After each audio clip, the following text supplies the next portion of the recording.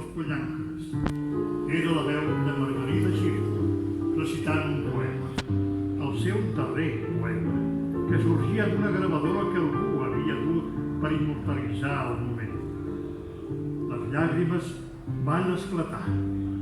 La veu de Margarida Xirgo era ja una llegenda.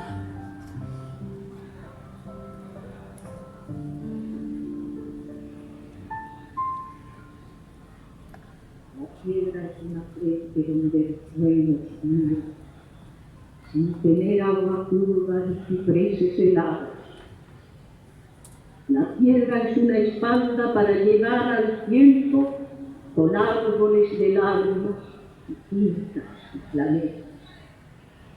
Yo he visto lluvias grises correr hacia las olas, levantando sus tiernos brazos acribillados, para no ser cazadas por la piedra tendida que desata sus miembros sin empapar la sangre. Porque la piedra coge simientes inundadas, esqueletos de alondras y lobos de penumbra, pero no da sonidos ni cristales ni fuego, sino plagas y plagas, y otras plagas y muros.